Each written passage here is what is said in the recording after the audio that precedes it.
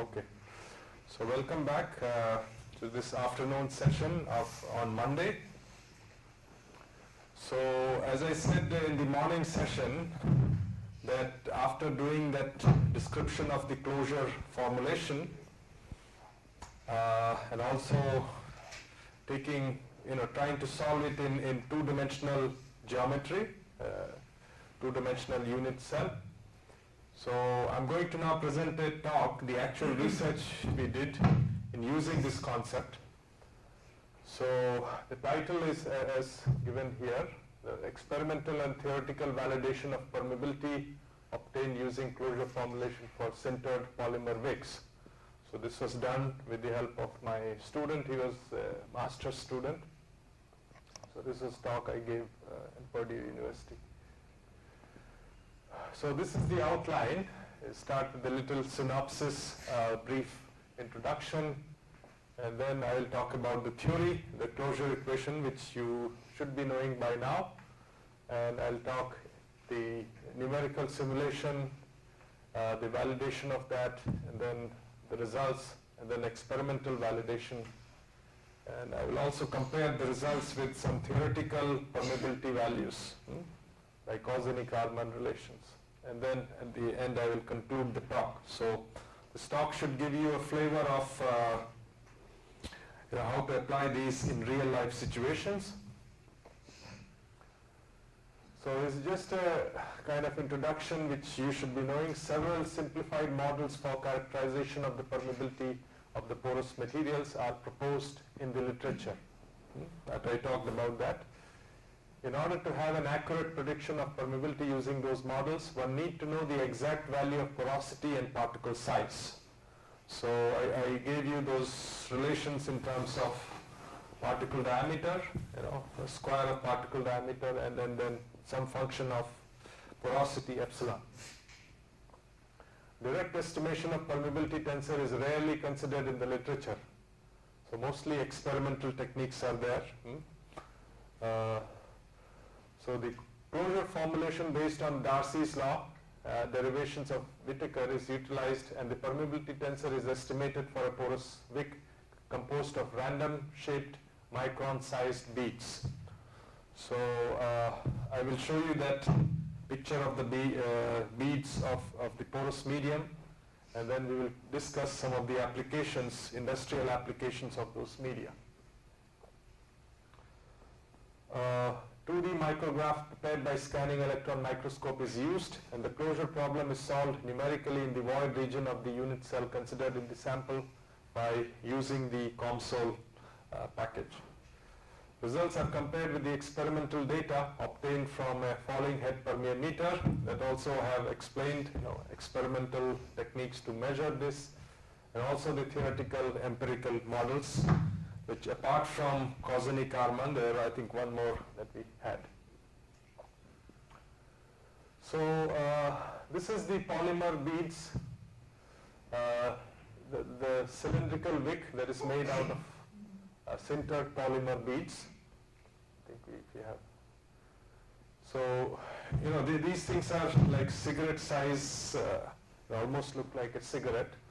So these are actually used in those mosquito repellent type of devices.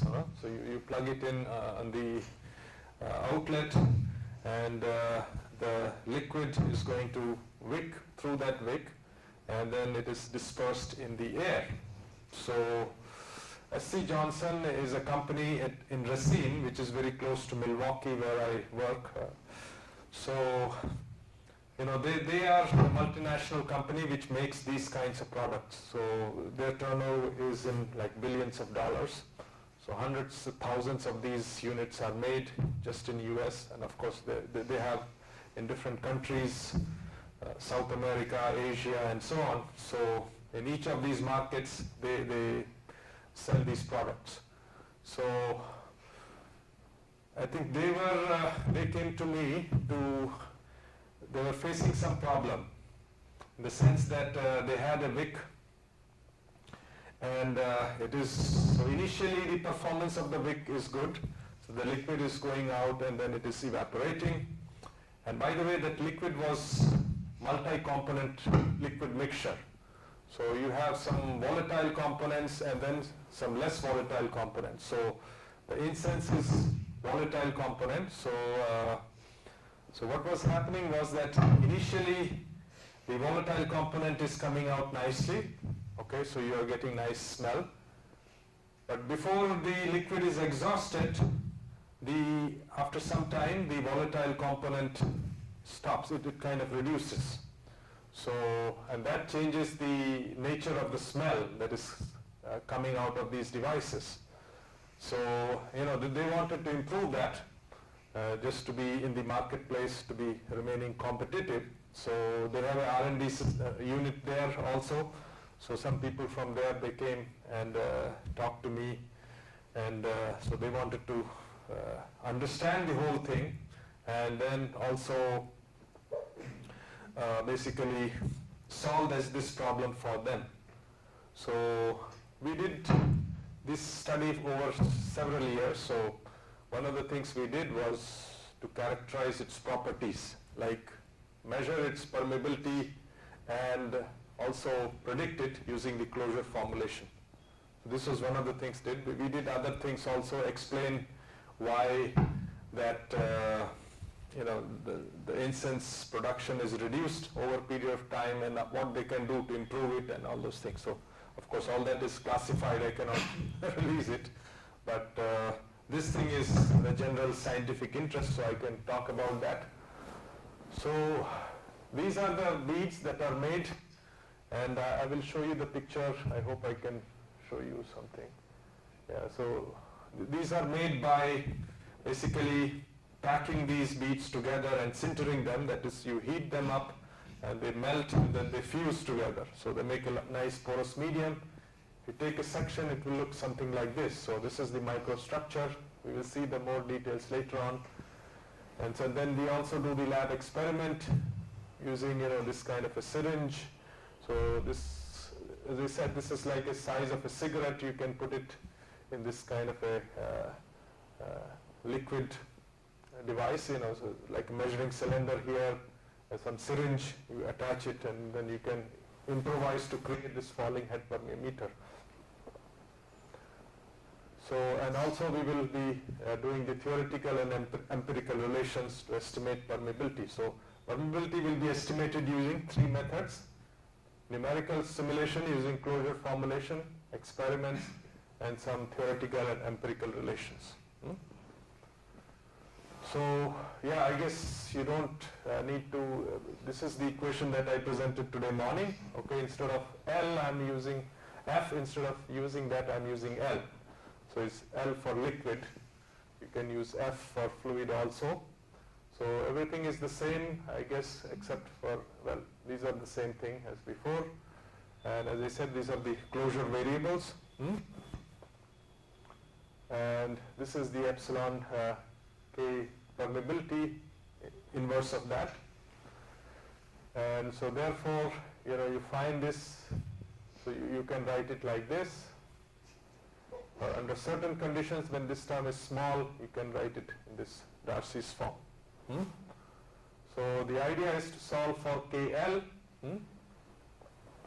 And so you basically estimate this by solving the closure equation. So this is the closure equation which I gave you in the morning. So you solve for B, which is related to velocity, and small b, which is related to pressure deviations, And so this comes from continuity, and these are the equations, the no-slip condition, and then these are the periodicity condition, and this is the average conditions here. And these are the transformation I talked to you about, some of these, B naught and then D and so on. And in 2D, we try to form these things. So I gave the details in the morning here. So here is the microstructure, So what we did is we took this, those wicks that I showed you, like cigarette shape, and then you make a section, and you study it under scanning electron microscope.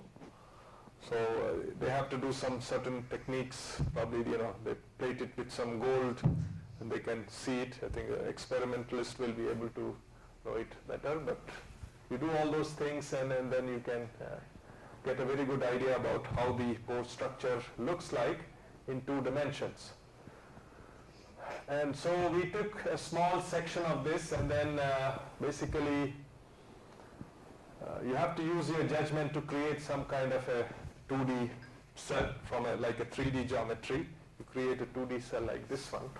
So, and then it should be sufficiently big so that, the basic criteria that the particle size should be very small compared to the averaging volume, so that criteria should be followed.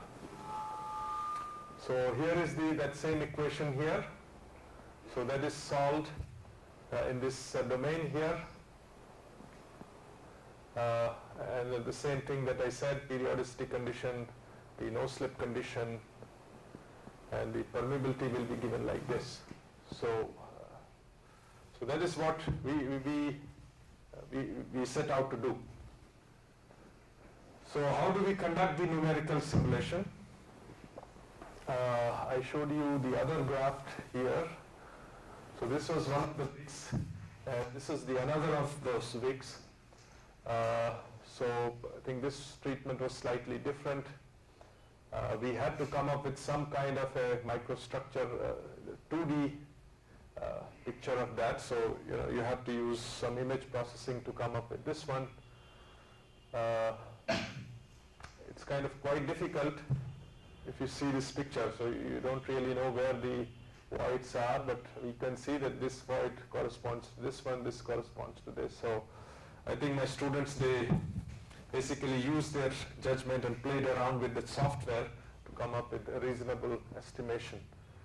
And one of the ways we decide the cutoff is basically matching the porosity. Okay? So you take a real porous medium, and I told you those techniques to measure porosity, right? What are the techniques? The soaking method and then weighing method, and also image processing, of course, is like that, but you actually have the physical value of porosity, and then you basically change your threshold so that you get different regions, and then you make sure that the ratio of the gap region to the total region is equal to the actually measured porosity. So I think that there we have some kind of a physical check on the threshold process or the cutoff process. So take SEM micrographs, create the binary picture, and import the geometry in COMSOL and solve the governing equations within the void region. Okay, so this was the method they used. So now we are solving a set of equations. We don't know what, because there is no analytical solution for that set of equations. Okay, so we need to have some validation. Whatever results you are getting is correct. Okay, at least if it matches some of the result that earlier people have done, we can do that. So this is what we did. There's a group in France led by Lassou, and then also Michel Pintard was there. So in order to verify the accuracy of the closure formulation as well as the COMSOL simulation, a simple unit cell geometry from this paper was used. So this is the unit cell, and then you have this square shaped geometry. And so you ensure epsilon is equal to 0.5, and so for say these different porosities, the paper had reported these values for permeability.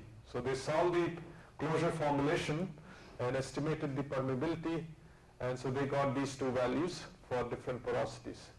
And so we did our simulation, and we found that we could actually come very close to this. And this, by the way, is like a dimensionless permeability. So I'm not sure what is L that is used. L probably is this dimension here.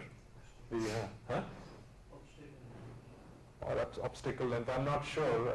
You will have to probably check the paper that we published.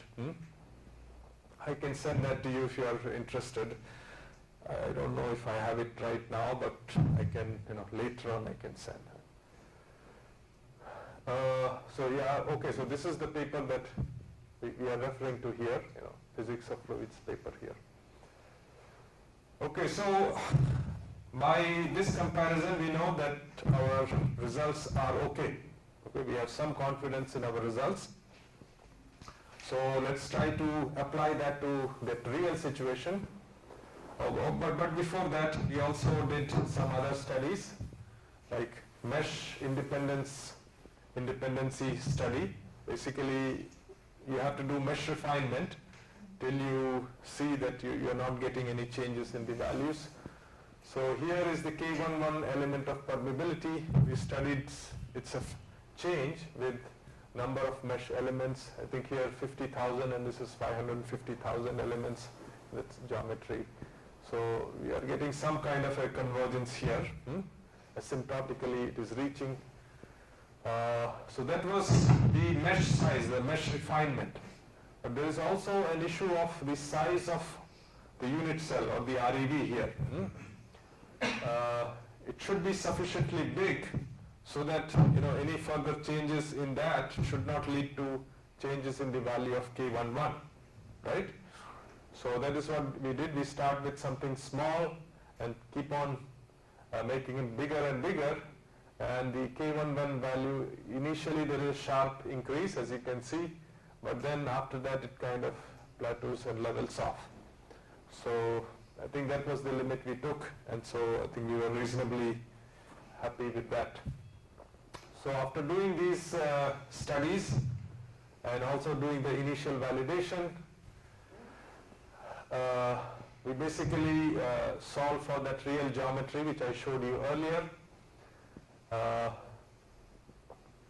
So here, for example, so the results of KL were based on 3 two-dimensional samples. So usually 3 different samples were taken.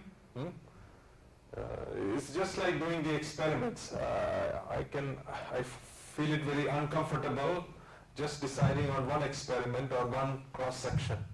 You need to have multiple cross-section, and so that you can take the average and then get the permeability value. So that is what we do here to get small DL and a capital DL. And then permeability tensor can be found like this one. So that is the intensive phase average. And so we did all these things, and then these are the results that we got. So this is in 10 raised to power minus 11 meters squared.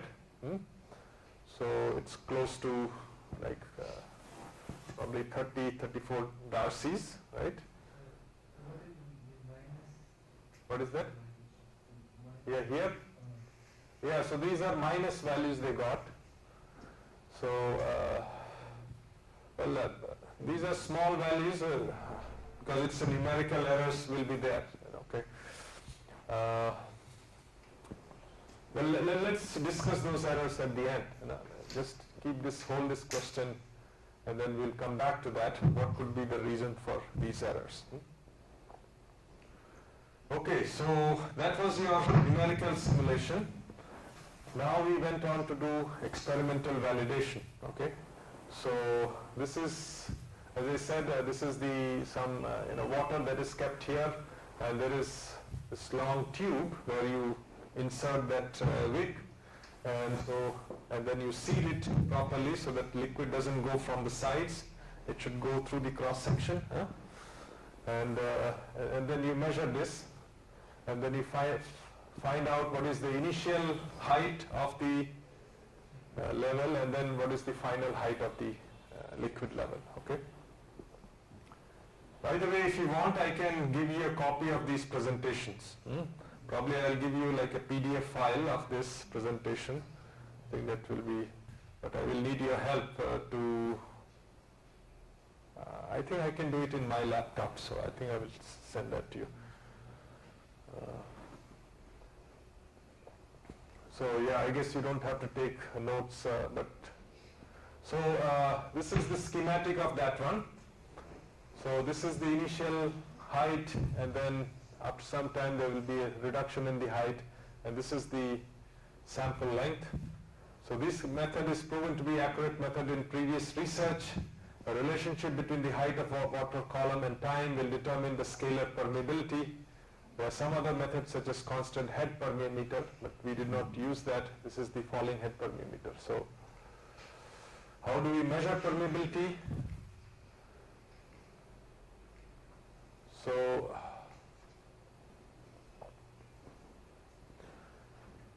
okay, so here is that thing, you know, you have this thing, so this is initial height and then this is the final height, and the time to get from initial height to final height is this time. So all these things are known, viscosity is known, length of the sample, length of the radius of the tube, and so on and so forth. All these things are known.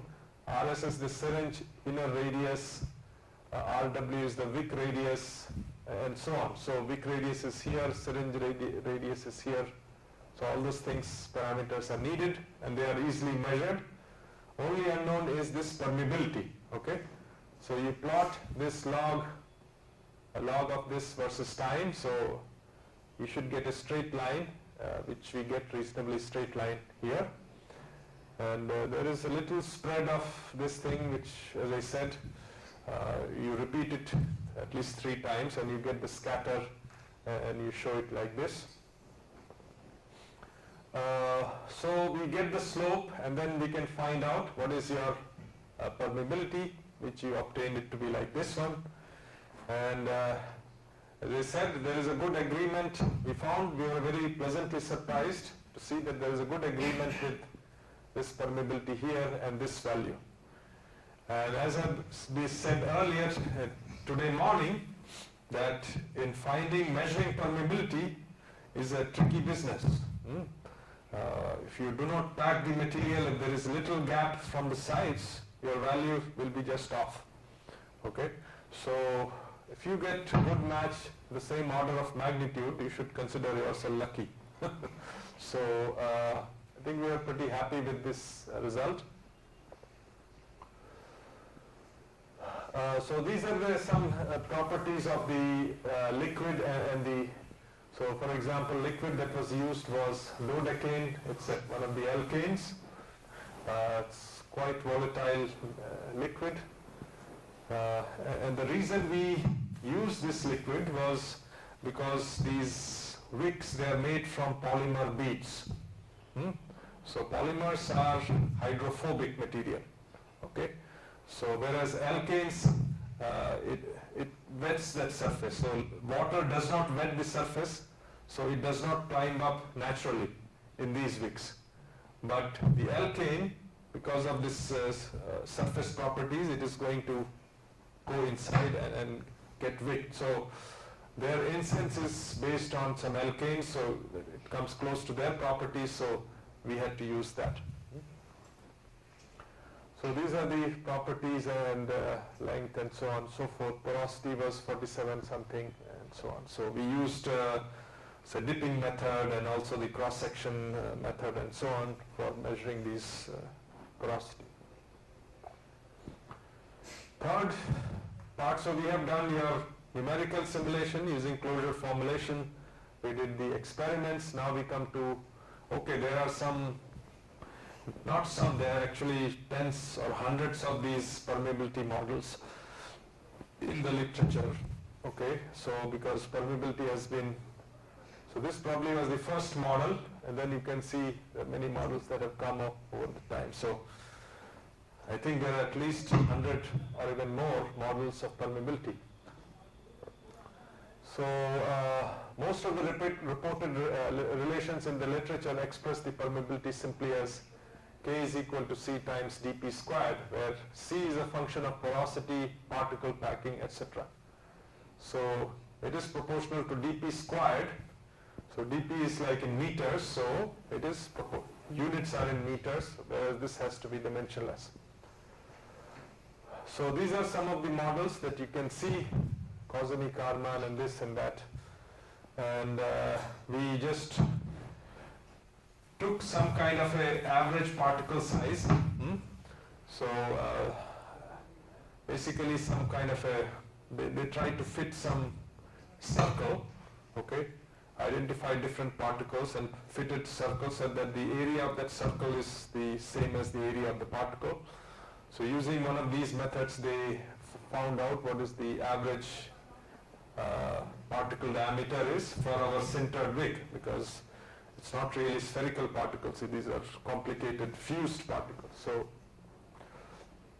So we found that and we substituted there, and as I said, we have already measured the porosity, so we put that here. And so these are different models that are there. I think some are experimental, some are analytical, and so on. So these are different values that we obtained, you know. So some give one order of difference, magnitude difference, this one, as compared to the others which are following the same order of magnitude. So we chose one of these because this is probably the most well-known one, so we just took that. Here are some more of them. So this is, for example, for fibrous bed, all these relations. These, by the way, are there in my book on wicking. So in case if you want to study something on wicking, you should get that book. So this is analytical model flow axial to parallel fibers. Here one relation, analytical model flow transverse to parallel fibers, which is like this. And I already talked to you about the Bruschi and Advani model in the class. So that is expression here. And then Gebhardt model also. So I think we just took Kozeny-Kármán relation, and then we compared the different values here. This is the simulation, this is the experiment, and then this is the theory. So obviously we were not getting a good value from the theory, okay. So what is the possible cause? In order to find permeability, one has to have an accurate estimate of porosity and particle size. Most of these relations are proposed for regular shaped particles, are obtained for a particular type of porous medium, or are valid only for a limited range of porosity or particle size. So I think you have to be aware of those things when you use those models. Amalgamation of particles is not considered in the theoretical models, okay? So clearly they were not really suited for our system, but we still used it, and no wonder we got values that was not that close to the experimental value. And these methods are unable to predict the permeability tensor, okay? Another thing is that all these expressions that you see, they just give you k by d squared or something like this. Yeah, this is k by d squared value. So this is phi, which is just a function of porosity. So here obviously k is a scalar. Okay, so all these are scalar values, which is valid for the sand or isotropic medium like that.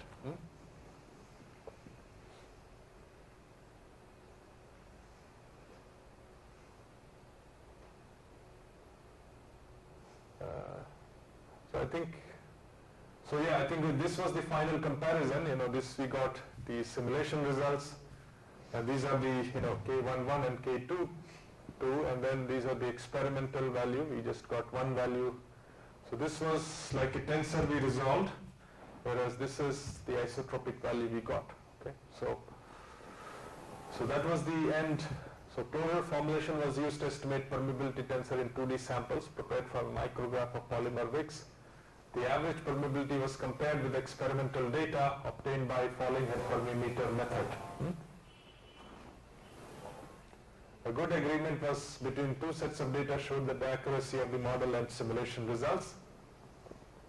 Results were also compared with a number of theoretical and empirical relations. It is recommended to repeat the simulation and experiments for a variety of wick samples with a wide range of porosity and particle size. Okay, so that you have more confidence. So even though the results from 2D simulation were close to the experimental data, it is recommended to perform 3D analysis by reconstructing the porous medium from a series of parallel 2D micrographs. So trying to use something like micro CT, microtomography.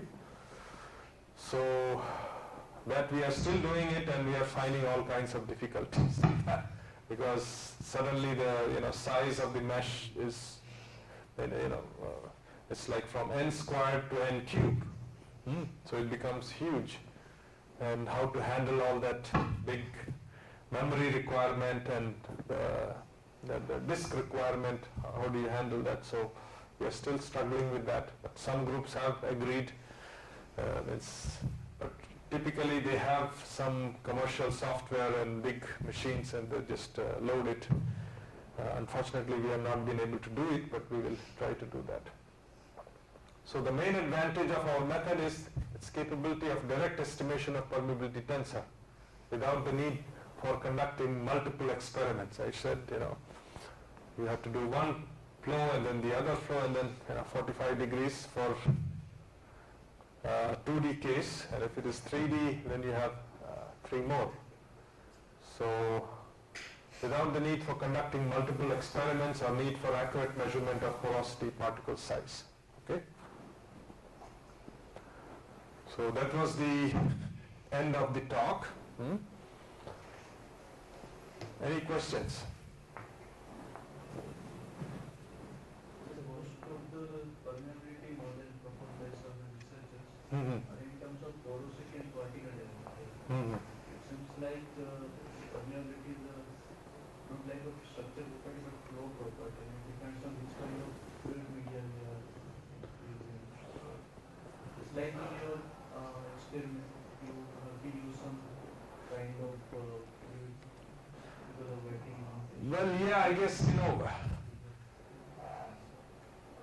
sometimes we have seen some difference between one fluid and the other, okay?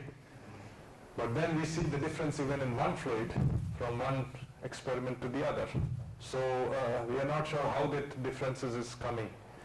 But generally the proper K, permeability, is thought to be a purely geometrical property.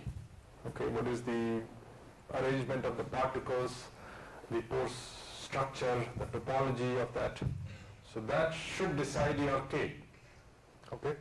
At least in the low Reynolds number case, when the Darcy's law is applicable. So in that sense, K should be independent of the fluid properties. Whichever fluid you are using, you should get that same K. In fact, simulation, there should not be any problem. You can try different, say Stokes flow, you can try different fluids, you should get the same permeability. We are flowing air through force, then permeability value is Well, that's a different question, but it's a good question. What if you are using air instead of liquid? It turns out that the air permeability or gas permeability is typically different from the liquid permeability, and there is a reason for that. The reason is the following. So if you have a porous medium, so let's say the particles are packed like this.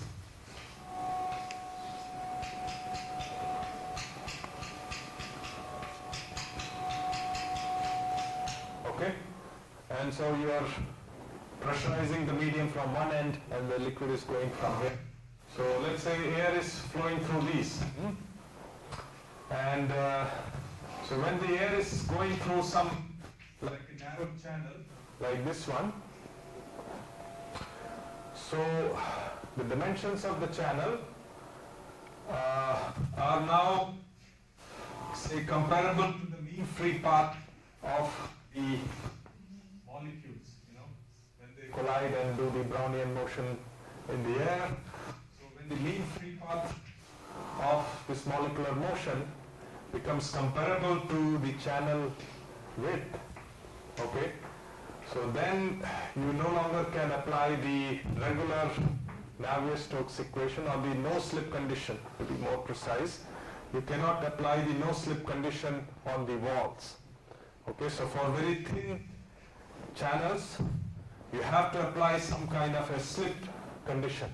Okay, so that means for the same pressure, you are getting much higher flow.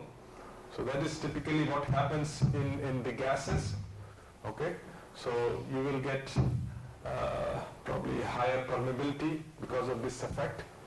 So typically the gas permeability and the liquid permeability, they are different because of this.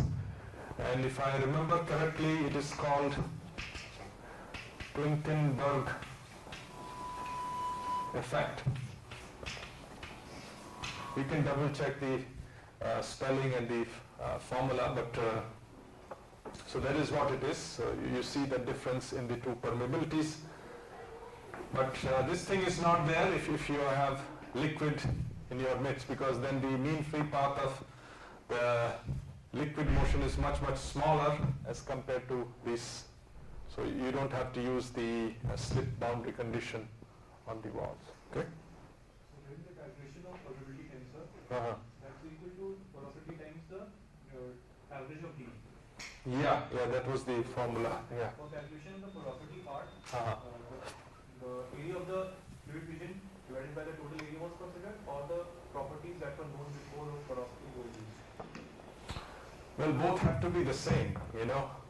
As I said, when you are making that, deciding the threshold, okay, so when you have the dark spots and the light spots, what cutoff should be there.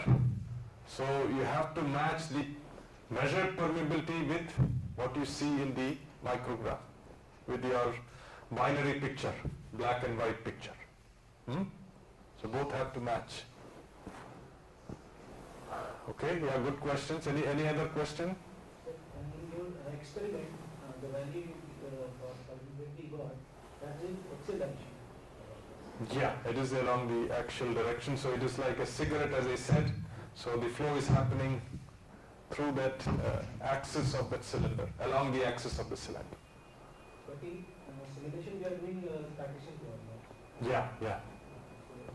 So when you are doing this, so actually, yeah, it's more like we are doing X and Y here. So because we are not sure what kind of medium that is.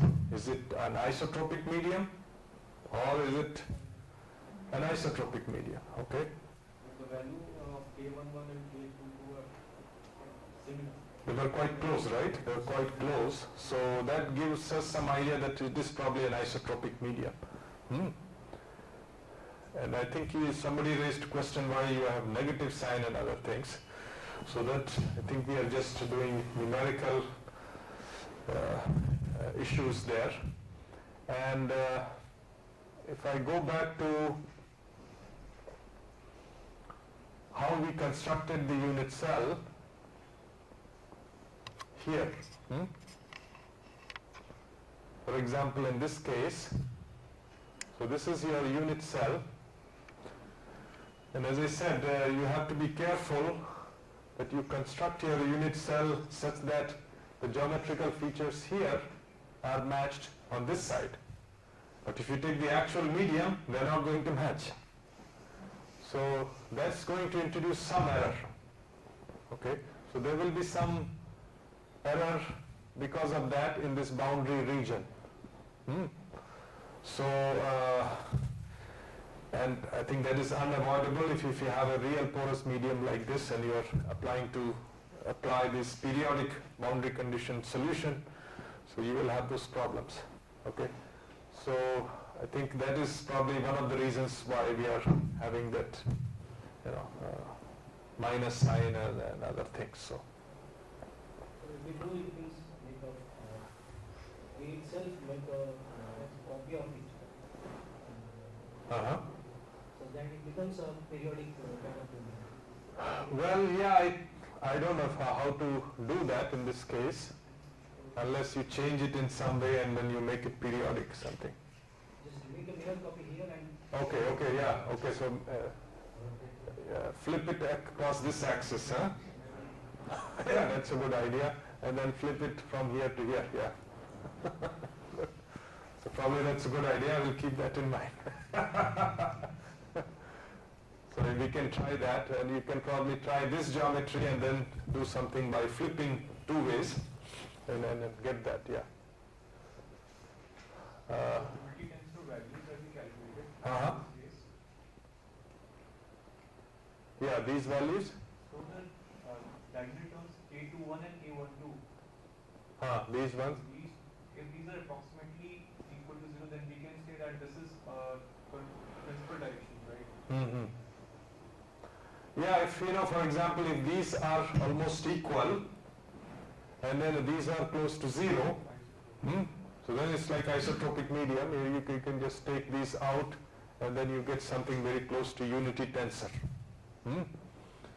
So I think when you do the real thing, you will never get like perfect unity tensor. You will always see little wiggles, little deviations like this one. Any other question? So, you repeated numerical simulation for different velocities? No, this was just done, it was solving the closure formulation. So you basically solve that set of equations, right? So there is no velocity there. There's just a periodicity condition and then these values. It's a boundary value problem there. Okay. So I think this should give you enough motivation to learn this method nicely. And yeah, one limitation here, I think no one asked this question, but the actual medium here is three-dimensional, right? But the flow here that we consider is two-dimensional, right? So that is there. It's a kind of, it may be a serious limitation, but despite that, as you saw, we are getting fairly good value, good comparison. So that basically tells us that we are doing something right. So perhaps as accurate as the other analytical models which I listed, like only difference is that in analytical models you assume certain geometry, you assume like regular arrangement of fibers and then flow is happening around that, but the real flow is not like that. So in our case also we are just making a two-dimensional geometry, we are assuming the flow is happening in 2D like that, which obviously is different from 3D flow, but it's that limitation, limited assumption, but it's still giving us some good results. Okay, so I think you should look at it in that respect. So, okay. So it's no extension of 2D to 3D in terms of Well, all these things that you have, what we have done in 2D, you can do it in 3D. Okay, so you definitely can use it in 3D. I think Aman is trying to use that, right? We have like a foam-like geometry. So we did some experiments in my lab, and we sent the results over internet to Dr. Ghosh and him. And so he's trying to, probably you can describe. Actually, it's for a porous foam model, there is a set of micro CT scan images, and they have been integrated in the software in the form of a SQL file. So finally, actually the 3D model is quite a large file. So we are having a problem of importing into COMSOL. So what we're trying to do is trying to reduce the size of that file, and it's an actual porous foam image that you can see in a MeshLab software. And after that, that is a solid portion of the foam. So what we need to do is we need to get the fluid region to that foam. So hopefully we will do it in the I'll share that information with you. Yeah, if we can do it, then we can probably get some nice paper out of that. Okay, so any other question if there are none? So I think we will take a little break and come back.